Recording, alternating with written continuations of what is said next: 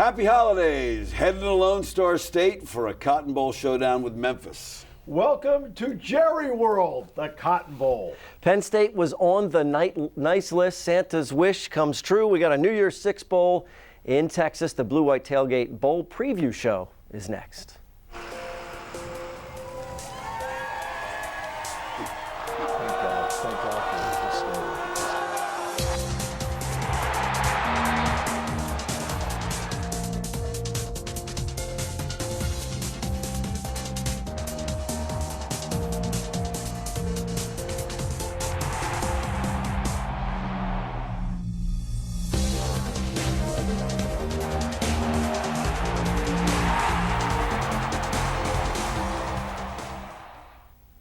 And happy holidays and welcome to Blue-White Tailgate. Great to have you with us. It's our Cotton Bowl preview show. Steve J. Todd, Josh Sperber in just a few moments. And Penn State, for the third time in the last 4 years, goes to a New Year's Six bowl game. On December 28th. Yeah. College football playoff people have a problem with the calendar, apparently. Well, you know what? But remember what the original plan was. The original plan was, and the ratings the first year were awesome. They were. Sugar rose New Year's Day. People watched. We're going to put it on New Year's Eve when it's not the sugar and the rose. And the ratings were almost cut in half. So then they picked this Saturday before New Year's Day. Yep. And I'm just not sure this is the right thing to do. Well, they're going to be playing. They are the lead-in to the national semifinals. And you know what, guys? Variety is the spice of life, right? You had Rose, Fiesta, and now a first trip to the Cotton in a long, long time. And we're going to talk about that a little bit later in the show. But first, let's go to the update desk presented by our good friends at PSECU. Josh Sperber standing by with all sorts of great tidbits. Last week was the early National Signing Day, and for the third straight season, Penn State has inked a top 15 recruiting class, ranked 12th in the nation by ESPN and 24/7 Sports, and 14th in the nation according to Rivals.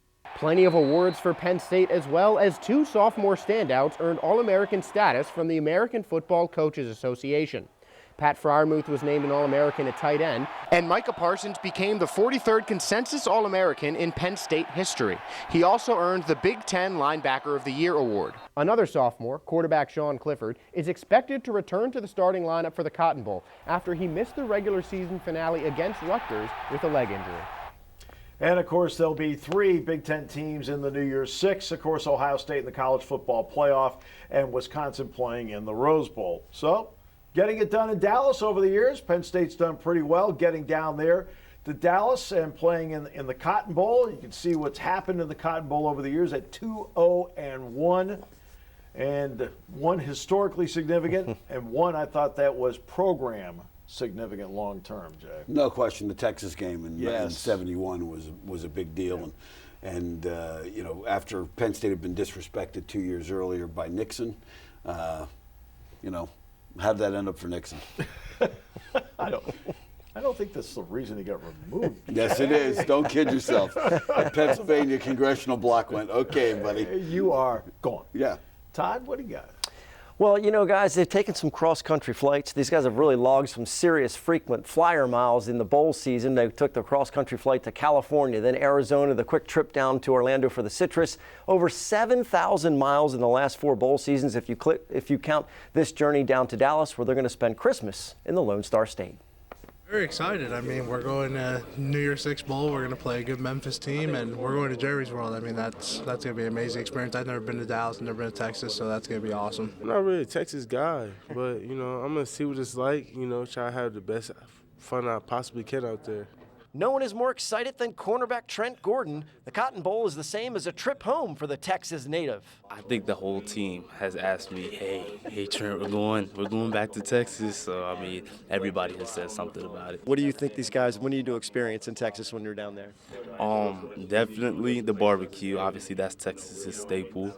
I do a lot of seafood. I'm a seafood guy because obviously we're by the Gulf. And then lastly, the Tex-Mex. Of course, there is a game to be played, and Memphis is hungry to prove they belong on the big stage. Quarterback Sean Clifford expected to be 100% healthy and says the guys will be able to have fun and play well at the same time.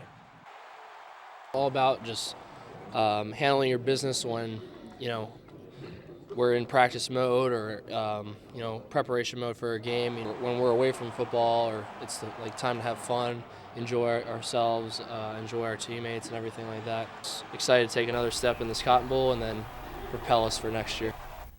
Bowl media days are some of my favorite days. You get a chance to talk to the guys one-on-one. And I asked Trent Gordon, give me one player you want to put a cowboy hat and boots on, anybody on the team. And he said, Shaka Toney. I want to see Shaka Toney.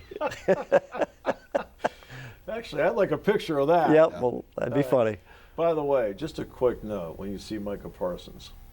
Is there a better football-basketball combination in the country that has a better number 11 than Penn State? Micah Parsons and Lamar Stevens. Not bad. Good stuff. Okay? We'll come back with more after this.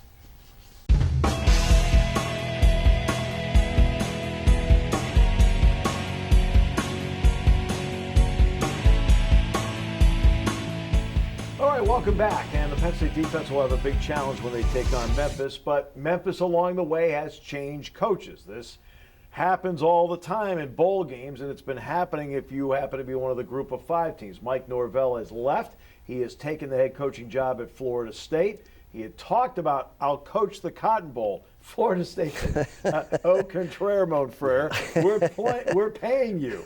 You're going to work for us.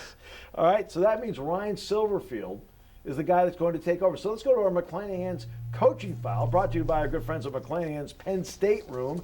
Go to PennStateRoom.com. And you can see he is a guy that's been a loyal soldier along the way. He's been on the staff now for the last 4 seasons. And now he gets the job. He was going to be interim originally, and then they just said, no, you're going to be Steve, you talk about this happens all the time during bowl season. It specifically happens all the time to Memphis, the entire staff. I mean, for 4 years on the staff, that's like amazing stability for the Memphis Tigers, for Silverfield. So for them, that's a good thing. They made this move on December 13th, I believe, before signing day, so they could lock up the kids that they had. But he's been there 4 years. They have 38 wins while he's been there, so he's done a great job. And he's had a tough job to do because he's been handling the offensive line, and that's not where their greatest strength is. So he's had to work with the line, even though they have a lot of good skills guys to protect.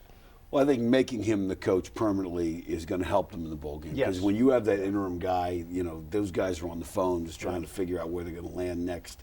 The players are saying, well, you're not even going to be our coach. So I think it helps Memphis in this situation. And remember who Mike Norvell replaced. He replaced Justin Fuente, who's now the head coach at Virginia Tech, and Penn State will see him next year, as a matter of fact. So it's been a merry-go-round there. These guys have played for a lot of coaches, so they're probably used to it by now. One guy, though, that will be calling the plays offensively is Kevin Johns, and because he was formerly the offensive coordinator at Indiana, it's not as if Penn State staff has a lack of familiarity with him. Right. Yeah, and for Indiana, and for Memphis, we'll talk about what they're going to do, obviously, in the film room a little bit. But the short passing game, getting rid of the ball quickly. I mean, we saw that to try and avoid the pass rush, which we'll go into more detail with too. So they've seen a lot of what Coach Johns has had to offer in the past. And the transfer from Arizona State, Brady White, has stepped in, and he's the guy that really controls this thing. No question. And as Todd alluded to, we'll talk about in the film room. They do some things that are going to give some matchup problems to Penn State in terms of who's covering who's in the backfield, who's out there. So it's going to be a challenge. So let's get into that, the matchup problems it creates. And for Cam Brown, because of those matchup problems that Jay just alluded to, you have to stick to your keys. Packaging they do is so different. They putting receivers in the backfield, they're running the running back all around, their tight ends are motioning in, and they run 2 tight end packages and can just run the ball right at you. They have a lot going on in their offense, so it's going to be a good challenge for us. And I feel like as a defense, we're just going to be about honing in our keys and our fundamentals. And then you look at the personnel. Gainwell is a special player. You can see that, the running back. Coxie, Gibson. I mean, they have personnel they can get the ball to. Well, I mean, Gainwell against Tulane had 100 yards rushing and 200 yards receiving. Right. I mean, that does not happen. And you look at also in terms of skill positions, Stout is going to kick it out of the end zone, but there are 3 guys on this team that have taken, 3 different guys taking kicks back from 90-plus yards. which they won't be a factor in the kick game, but they're all offensive players. Well, the guys can score. Well, first off, Gainwell has one of the better names for any skills guy. He gains well. That's what he does to do. That's his job. And you mentioned Coxie, and Antonio Gibson's another wide receiver. The guy's like 6'2". He's a senior. He can both run and receive also. He's had over 30 carries as a wide receiver. That's unusual. Scored 4 times running and scored 8 times through the air. So this guy's going to be a factor as well. Yeah, he gained 130 yards rushing in the championship game when they beat Cincinnati. He gained 130 rushing. So they really spread the ball around. Now defensively, corners have been a problem for them, but they can get pressure with Bryce Huff off the edge. Will Fries, that'll be part of his assignment. He's a really good player, you know, tremendous effort, really twitchy guy, very good pass rusher. It's going to be quite the challenge, and looking forward to facing him.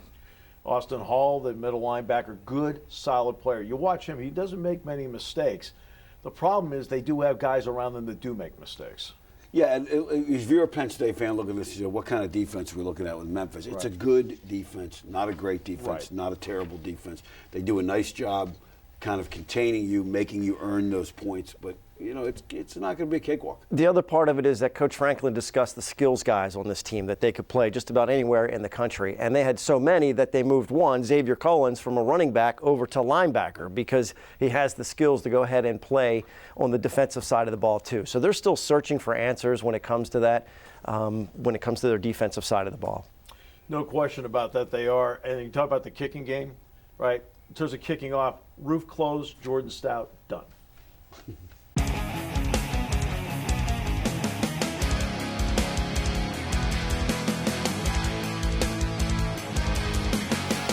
All right, welcome back. We talked about the explosive Memphis offense. So how do you contain them? Well, you have to do it with a Penn State defense that, for the most part, guys, has had a pretty good season.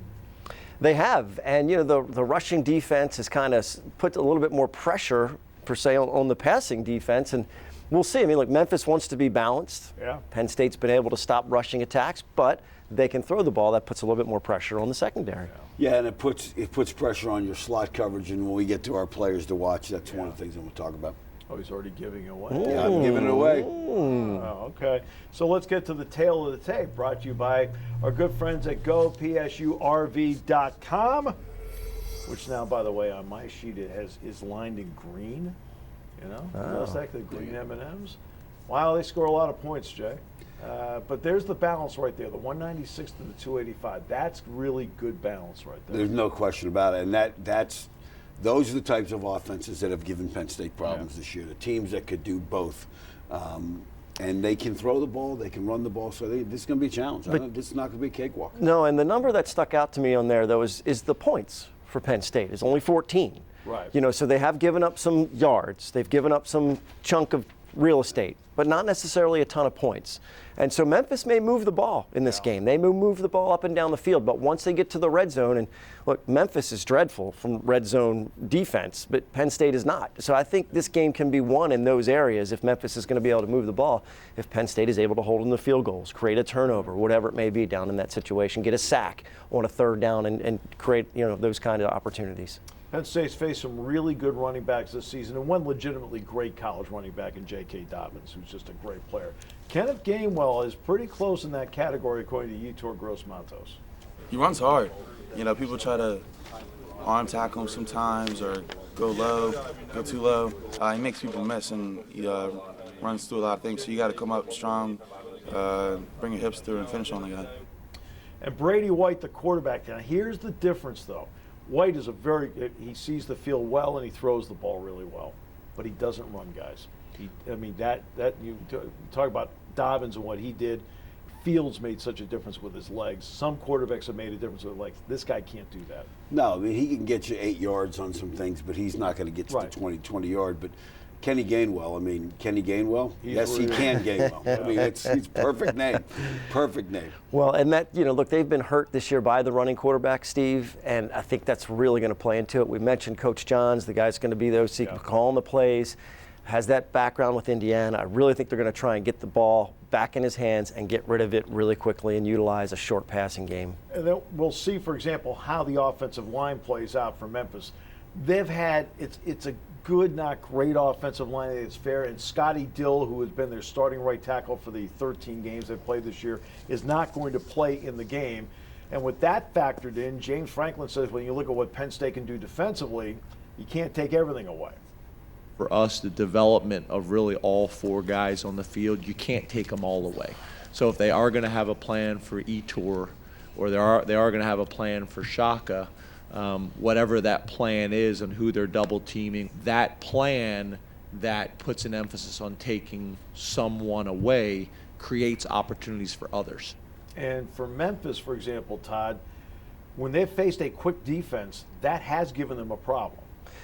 Yeah, and guess what? They're facing a quick defense, and they're facing a quick defensive line. So, you know, Shaka Toney, whether he's going to be in a cowboy hat and boots or not, is going to get to that backfield as Trent Gordon would like to have him dressed up in. You know, and Etor Gross-Matos, you know, a little hint, that might be one of the guys I'm looking at, as you mentioned, some of the slot coverage. But it's just the way that Penn State is built, and Coach Franklin talked about it. They've got depth. Memphis does not along the offensive line. They've got an injury. Yes, they're going to be looking to expose that weakness. All right, so let's get to our Planet Fitness players to watch in the Cotton Bowl, brought to you by our good friends at Planet Fitness. All right, Jay, why don't you go first? Well, since I hinted at it, look, if Penn State's going to try and take away the run game and bring people down, that's going to put Lamont Wade on slot receivers. And with the matchups we're going to talk about in the film room, they're going to be able to get some good receivers on slot coverage, and that's going to be critical. Yeah. And they've got good receivers. They've got plenty to spare as well. And I mentioned, look, Etor Gross-Matos is the guy I'm looking to watch, not just because there is a potential weakness that he can exploit. It's his last game. He's going pro. Steve, you were there with me when we were talking with Etor, and he got a little emotional when I asked him, what are you going to miss about playing at Penn State? I mean, he is motivated. Never even gave it a thought to not play in this game. I think he's going to be highly motivated, and he's got some stuff to put on film for the pros too. So he's got more than just motivation for the game. He's got a lot of things going on. I think he's going to really have an excellent performance. And for me, it's Micah Parsons. I think he is the X factor in this game. You talk about Gainwell and what he can do, or Philip Taylor. We haven't talked about him. He gained 1,100 yards rushing for them last year. You watch him on tape. He's really good. Parsons becomes an X factor as a pass rusher on White, and he becomes an X factor in coverage on a guy like Gainwell or Taylor. And I think that he becomes a guy that he might steer how Penn State plays defense in this game. If he has an off game, then Memphis is playing well. If he's on his game, Memphis may have trouble handling him. So I'm going to go with Micah Parsons. See, I went with the All-American, the nice, safe pick. That's how I do things. Coming up, we'll take a closer look at the Penn State offense against the Memphis defense as we continue.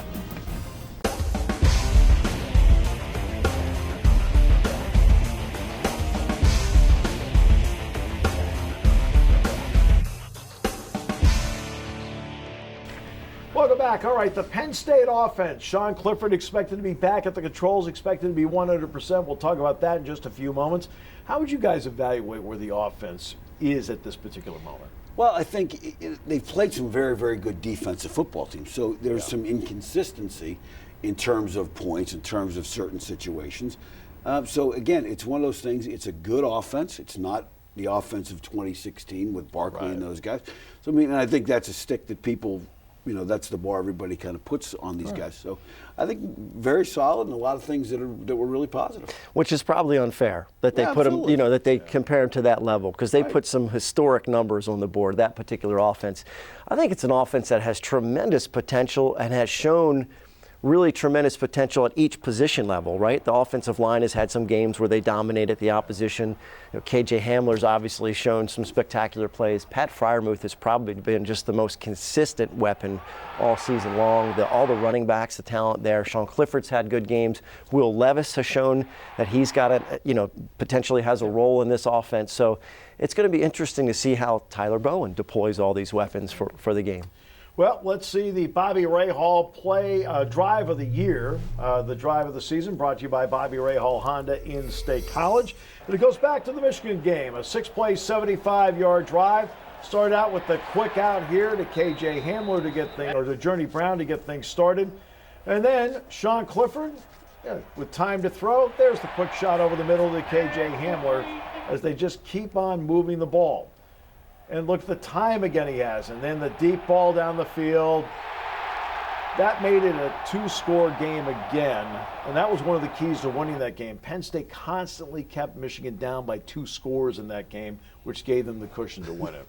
Until that drop touchdown back at the end, which I'm upstairs going, oh, God, he's open. But hey, that drive was important because that win over Michigan is the reason they're at where they're at. The Big Ten, we're going to find out how good this conference really is because the Big Ten got a big bump in national prestige after Michigan went and routed Notre Dame.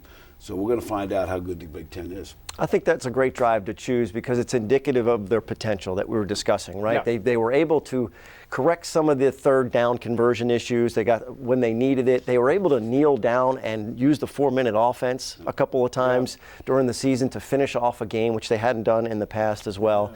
So I think that was a really good drive that was indicative of what they were able to do and some of the progress they made. And I think you're right, it's indicative because it was focused on the quarterback, the running back, and the slot receiver. And I think one of the things Penn State is going to have to do, whether it's this bowl game or going into next year, is get some outside pressure on people. Fryermuth even talked about it in Media Day, how, those outside guys got to develop. Yeah, we're going to talk about that a little bit later when we pick out players to watch in this one on the offense. So let's get to the tail of the tape. He's tipping his hand. Tail of the tape. He saw where we were going. GoPSURV.com. So here's the tail of the tape. And again, we talk about balance for Memphis on offense. Well, there's balance on defense, but not the way they want it, guys. 172 yards to 201. That is not the kind of balance any defensive coordinator wants to see. No, there's no question about it. And again, we've talked about they're solid, not great. Right. And again, 24 points a game is not great. It's not horrible. Again, this is a team that's going to try and make you work the field and not give up big plays. And, we'll see how that works. Yeah, 171 rushing yards given up, 173 gained for Penn State. I think, Memphis wants balance on offense, but they've shown that, the opponents are showing a great deal of balance against them when they play them. And Sean Clifford, we mentioned, is going to be 100% healthy. I think this is, I think Penn State's offense has the opportunity to have a pretty good day. Although, except for the SMU game, they have not had those 50 to 45 shootouts. I mean, they haven't had the 2 games with Cincinnati were games that were, Cincinnati's really good. Yeah. Let's start with that. But those are 2 really good, well-played football games, I thought, for the most part. And we'll talk about it in the film room coming up. I mean, they're solid. They're going to be a 2-safety high defense to try and make you work the field, and then with some blitzes thrown in. And they're giveaway takeaways even. Yeah, it's even. Right, it's that they don't get a lot of points off of either one. So for Sean Clifford, Tyler Bowen will be the interim offensive coordinator for Penn State in this game. And Sean Clifford is definitely somebody who I have a lot of trust in, and when I kind of assumed once Coach Ronnie left that Coach Bowen would be the guy that would take over, and obviously that happened. So I'm excited. And there's another part, the old saying, time heals all wounds. Having some time off for Sean Clifford's a big plus. Absolutely. And, for Sean Clifford, I had a chance to talk to him at Media Day, and he's going to be interesting, his development over the next year, because I asked him about, we mentioned this is the lead-in to the national semifinals. He's paying close attention, and he's well aware of the quarterback play of the 4 teams that made it to the semifinals. He sees himself in that light. He wants to be considered an elite quarterback, and he knows he's got to develop in the short passing game with more completion percentage. He knows what he needs to work on, and he is studying it, and he's really excited to get back on the field. Well, let's just hope he doesn't follow the template of some of those other quarterbacks in the national semifinal and transfers, because that's where 3 of those 4 guys are all transfers. It might be all 4. I got to think about that for a second, but yeah. Let's hope he doesn't follow that one. When we talk about Gainwell, Journey Brown, though, was a guy that's, as the season went, got better and better. Yeah, and Journey Brown, for all the hype about the running backs from Florida and IMG and whatever, and all this national recruiting, Barkley, Sanders, Journey Brown, your last 4 or 5 leading rushers, Pennsylvania kids. Yeah, all Pennsylvania kids. So let's get to our players to watch, brought to you by our good friends at Planet Fitness. All right, players to watch. We started with Jay last time. Todd, this time you go first. Oh, we got to go? I got to be ready for that? Oh, all right. Well, it's an easy call. It's Pat Fryermuth. I think they're going to be able to utilize Pat Fryermuth just about all day. I think it's a matchup nightmare for most teams. Everyone's thrilled that he's coming back, and we're going to enjoy his play for another year, and I think he's going to have a good big afternoon against Memphis. Okay. Newman took my guy. So, but I think KJ Hamler, is going to have to be critical in this one because, again, Memphis is going to try and stop the run game. They haven't been great at it, but that should open some one-on-ones for him. And when he gets it, the open field, got to get scores. And that's why I went with Jahan Dotson. I think Jahan Dotson is a guy that won't be the leading receiver in the game, but I think has a chance to make enough big plays in this game to either move chains, keep drives alive, or even a touchdown play because of all the concentration on Hamler and all the concentration on Freiermuth. I think Dotson becomes a critical piece of this. Absolutely. All right, so coming up, now we still have the film room to get to, I know that, as we continue with more after this.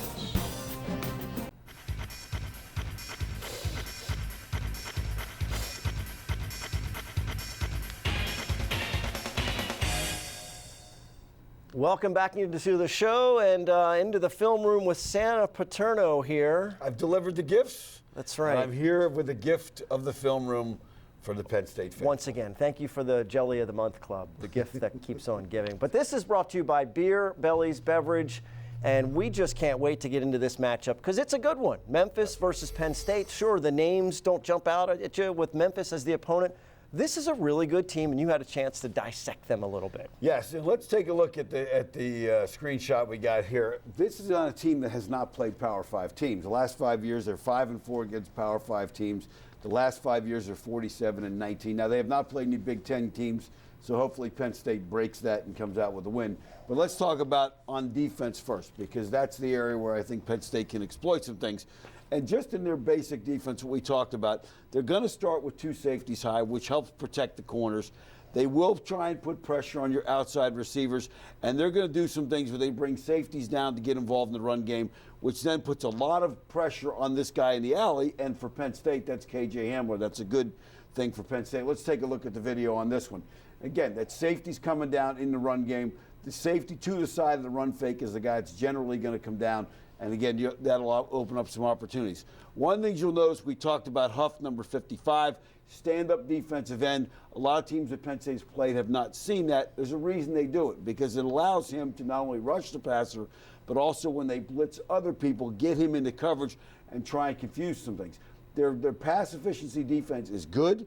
And part of it is because they're going to do some complex things. Here you're going to see him drop. You're going to see the 2 inside guys go outside to contain, drop both defensive ends, bring the safety, rotate him, and try and disrupt the tight end route with this guy and him. So take a look at this on film.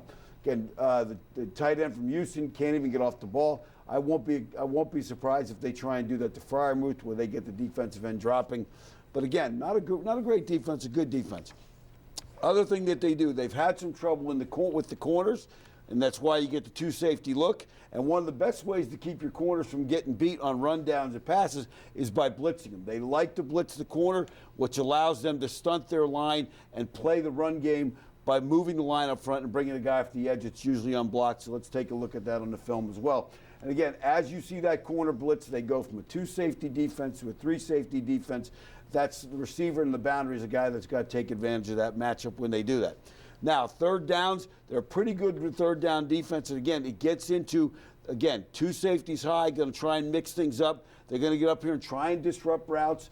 Penn State's receivers should be good enough to do that. But again, we're going to see what kind of guys we have outside just by these matchups, because we should have the advantage. Again, safety comes down. These guys now are taking care of the back and the quarterback.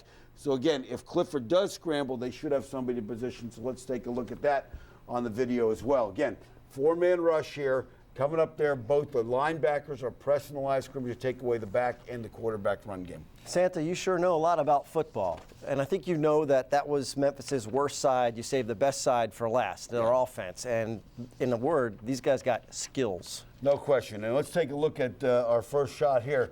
3 guys you want to look at. Gainwell, over 2,000 yards from scrimmage, receiving and rushing. That's a big number. Brady White, 3,500 yards passing, 33 TDs. And Coxey is one of 2 or 3 wideouts that Penn State's going to pay attention to. So again, very, very, very challenging. When you take a look at some of the things they do, they give a 2-back set. Now, they'll do this with the wide receiver and also a tailback. And Gainwell is the guy that gives them a lot of flexibility because he can go out and run routes on people. So again, Penn State is going to create matchup problems, a little bit like Derek Williams in 2008, where we used him as a receiver and running back. Here's a run play where they're going to bring both guys backside, the guard and the tackle, going to block down, give the ball to tailback. And again, this wideout, their wideouts are big. This is a 215-pound wideout that's going out and block a linebacker. Take a look at on film, and you'll see Gainwell gets this ball. The wideout leads up on the linebacker. He gets north and south, does a nice job of that, and he runs with good forward lean, so watch out for that. Again, we talked about Gainwell catching the ball. Now they're in 2 running backs. Here's the running back who started the season, who's a 2,500-yard rusher career. Now they've got Gainwell here. They fake the ball to here. They get Gainwell out here with a three-level pass. Take a look at what this does for him. Again, good play fake, keeps the linebackers in there. He looks downfield, doesn't have it, throws it to Gainwell. And again, there's a 7-8-yard gain on first down on a throw that I can still make. Again, another thing here, again, 2 running backs, play fake, make this guy play run, get the streak outside, get him here again. These are downfield throws. They'll have to protect well. Take a look at this one. Again, this is a place where Penn State should be able to get pressure on White. But with the play fake, it does slow that down a little bit. And again, this quarterback's got the arm to throw that out, throw to the field. So Penn State's going to have to play that. Last thing here is, again, they're going to run those wide out screens, get them involved, get the ball out in a hurry, and again, puts pressure on the safety coming up. Take a look at the wide out screen here. Again, nice, easy throw, quick run pass option. They come into play run. He gets the ball out in the open space, makes a couple guys miss, breaks tackles. That's going to be important for that slot defense to try and make sure they make those tackles and get guys on the ground. I know you like to give out gifts. This one is 45 years old now, this Cotton Bowl jacket. Yeah, this is a bowl gift from the last time Penn State went. It's pre-Nike days, but you know what? Still looks pretty good. Good stuff. All right, that's the film room. We'll be back to wrap up the show after this.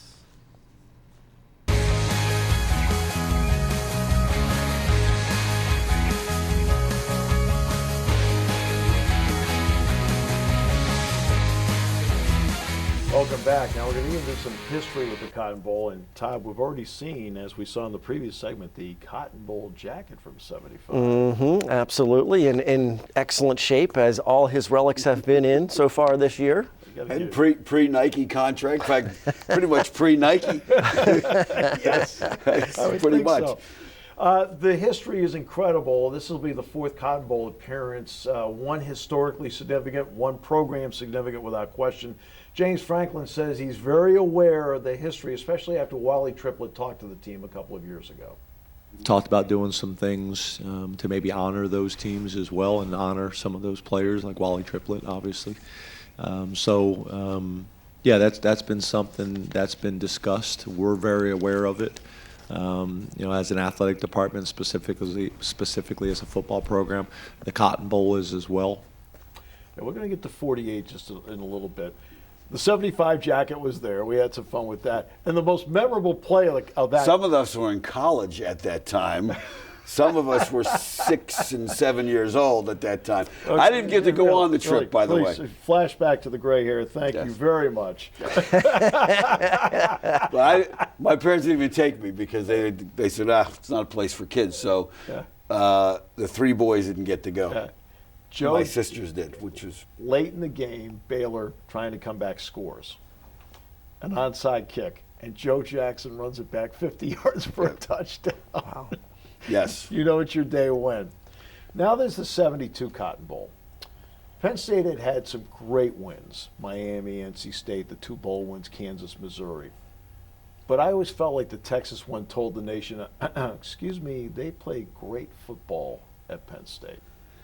No question about it. And Lydell Mitchell had a phenomenal football game that day. And that backfield was Franco Harris and Lydell Mitchell, and Huffnagel was the quarterback. Yeah. And, those 3 guys all had excellent careers. And to go down and beat Texas 30-6 made a statement to everybody. And from what I remember my dad telling me, Lyndon Johnson was not very happy about that result either. Yeah. Well, you know what? The key was not just the 30, but the 6. Yep. That was the wishbone with Eddie Phillips. Penn State shut them out in the second half. Okay, they only gave up 2 field goals. That did not happen in the Darrell Royal. Right, and it's still a difficult defense. Anytime you face an option team, it's still a difficult defense to defend. And look, the North is still fighting for I guess, respect from the South. Because even in today's college football world, a lot of the champions are still coming from the South. So it's still a battle that they have. But for Penn State and for those names, wow, Franco Harrison, Lydell Mitchell. Not bad. Hello. Yeah, we're here. So in 1948, Penn State goes down there. Denny Hogarth and, yes, Wally Triplett. And there was a lot of consternation about whether they play in the game, and James Franklin discussed how the football team stood together. The history, I think, is significant, and I think you could make the argument it's not just those two guys, it's how the whole team and how the whole community kind of rallied behind those guys. And that's the important part. It's not just, oh, look, you have to have people around you that rally behind you and have your back. And I think that's always been the significance of that to me, is that they rallied and had Denny Hogarth and Wally Triplett's back. Well, if you look at Penn State's history, not just that game, in '59, Coach Bryant came up for the Liberty Bowl in Philadelphia, and it was the first time they had played against black players, and that was something that came up. The Gator Bowl a couple years later with Dave Robinson was the first integrated Gator Bowl. So Penn State has had a history of really injecting positive elements of social change as this football program has gone over the years. What I like about what's going to happen with that is that Coach Franklin said, look, we're going to talk to these guys about it. There are plans to discuss it. There are, we do want to discuss it. And he mentioned, for the guys, look, it's 2019, almost 2020. I mean, the 90s, he said, is like history for that. You know what I mean? For history for them and for us that are older. Of course, it goes back farther and farther than that. So I think it's awesome that they're going to take the time, and the Cotton Bowl also is going to get involved to introduce these guys to what it all means to Penn State specifically and to the Cotton Bowl. Wally Triplett has since passed away. I want to say Wally passed away about a little more than a year ago, I think. But he came here 2 years ago, maybe 3 years ago, and he spoke he was at practice, he and his wife. And I spent a lot of time talking with both of them, but then he went to talk to the team. And this was one of the great scenes I've ever witnessed. He gets up in front of them. Now here's a man about 90 years old at the time and played in the 40s. First African-American drafted in the NFL by the Detroit Lions. And every player was riveted. And then one by one, every player went up to him and thanked him over and over. This was not the 18 to 23-year-old, hey, thanks for talking to us, hey, take care. They meant it, and they took pictures with him, and they hugged him. And his wife, she was so emotionally overcome seeing how they treated him. It meant so much. But it was great to see young people connect with a slice of history and really embrace it, and I thought that was great. And that team, Rip Shearer, who I coached for, James Masson, his father played on that team. And that team would get together every year at the Skeller. And he would tell me with tears in his eyes, every year there was one less and one less, and they're all gone now. But it's still a significant part of college football history, not just Penn State history, but college football history. And I think that's important. I'm glad that this university and the Cotton Bowl are going to embrace that. Yeah, Denny, not just Wally Triplett, remember, Denny Hogarth as well. Okay, they both were there, and Penn State stood with them. We'll wrap it up after this. All right, welcome back. We still have our picks to come in this segment. We also have our keys to the game and also the good, the bad, and the ugly. But this was also, as we lead into this time of the year, there's also recruiting. Some people refer to it as the early signing date. In reality, it's become the signing date. And Josh Sperber takes a closer look at what Penn State accomplished. Last week, the Nittany Lion recruitment staff provided an inside look on what it takes to get a top 25 recruitment class to Happy Valley. Like many things in 2019, this process starts on social media, with Penn State using it to demonstrate their brand and for student athletes to reach out and to try and connect with future teammates. I think social media is really important for not only us to communicate with prospects, but for us to get our image and our reputation out to our viewers. Online or otherwise, the main message Penn State tries to communicate is family. And getting the recruit's family to buy into the program is just as important as getting the players to do so themselves. They're not signing with us alone. If mom and dad or sisters aren't on board, then I truly believe that you're not signing them at the end of the day. Through it all, it's important for student athletes to take in the entire recruitment process and prepare them for an enjoyable college experience. We want to create a family atmosphere here. It's something that we're very transparent about. We want them to also be kids. They're student athletes first, but more importantly, they are 19 to 22-year-old young men. For these 27 young men, the next chapter in their football story is just beginning. But for the men and women on the Penn State recruiting staff, the process starts all over again after the Cotton Bowl. Yeah, January is a big month.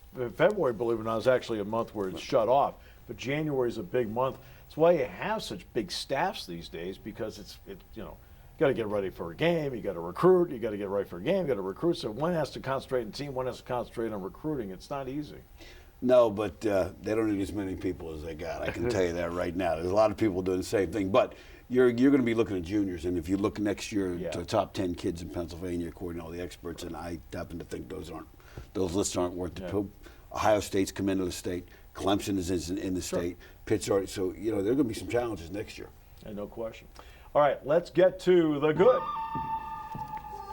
the bad, and the ugly.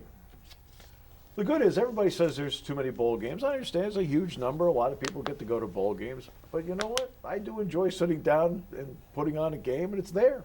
I like that. I enjoy it. I don't have to watch every one of them. I just like to have the option of watching it. And you're going to have an option just about every single day, right? Every day, except I won't see the national semifinals. That's the odd part, because I'm flying back. As soon as the game's over, I have basketball the next day. Well, I get the bad, and the bad is for Oklahoma. They've lost 3 players already, actually 4, 3 suspended for the national semifinal that Steve won't be able to watch. And the 4th one has got a collarbone injury. So, for LSU and Ohio State battling for that #1 spot, it was really, really important, because I'm not sure Oklahoma's going to be able to give them the battle that they want to with a couple of suspended players. Seems like an easier matchup, certainly, than facing Clemson, the #3 seed. Well, I've got the ugly, and I'm going to totally ignore it, because I want to talk about Mike Watkins in basketball, because we're transferring over to basketball. And I think, Mike Watkins has had his ups and downs. Society in general is now of the mindset, if a kid has problems, get rid of him, get him off your team. And I think Pat Chambers and everybody in that organization have done marvelous things for him. It's starting to play out. And if you are a Penn State football fan and haven't been to a basketball game, get yourself to Jordan Center. This is a damn good basketball team, and I can say that. It's a damn good basketball team. Ranked 23rd in the country, and for Mike Watkins has been great for Penn State basketball. The Penn State basketball program has been great for Mike Watkins. All right, so now let's get to our picks. And presented by the Center Daily Times, and I can't believe, Todd, you hit a bump in the road. What the heck? I was cruising to the finish, fellas. Still got the lead, but you're on my tails. Well, let's go to Captain Research right out of the gate. Josh Sperber has the Sugar Bowl. What does your research tell you? The Big 12 is not a conference well known for its defense, and Baylor has not seen a defensive unit like Georgia's. The Dogs rank 4th in the country in total defense. I don't think it'll be that sweet of a Sugar Bowl for Baylor. Georgia's going to win this big. Now, Todd, are you smelling roses? I am, and I'm smelling them especially. Can I just do my pick here, fellas? I mean, Peanut Gallery chiming in. Oregon, Wisconsin. Look, I'd like to see the Badgers win it. I'm rooting for the Big Ten here. I think Oregon's on to something special with Mario Cristobal. I think they're going to win this game. Got a good, solid defense. They're really recruiting well in Los Angeles, which doesn't usually happen, but USC isn't recruiting it. Oregon is. I think the Ducks will win this one. I've got the Peach Bowl. The Peach Bowl, sorry about that. I like Jalen Hurts as a player. I want them to win, so I'm picking them because I think Jalen Hurts is the guy who's been there before. All right, Clemson, Ohio State. I'll take Clemson to win it, which gets us to our Blaze Alexander keys to the game. Todd, go ahead. Well, quickly, I think it's just going to be a good completion percentage. I think you move the ball, keep the ball, time of possession for Penn State's offense. I think it's going to be how Penn State's defense matches up with Memphis's offense. I think that's going to be the key. Giveaway, takeaway, Penn State has to win that. Don't open the door for Memphis. And also, whatever you can do, try to play this game with the lead. All right, play with the lead and frustrate Memphis. If it goes the other way, now you're playing uphill. Guys, appreciate it. Happy holidays. Yep. Everybody, enjoy the Cotton Bowl and the national semifinals. Thanks for joining us on Blue White Tailgate.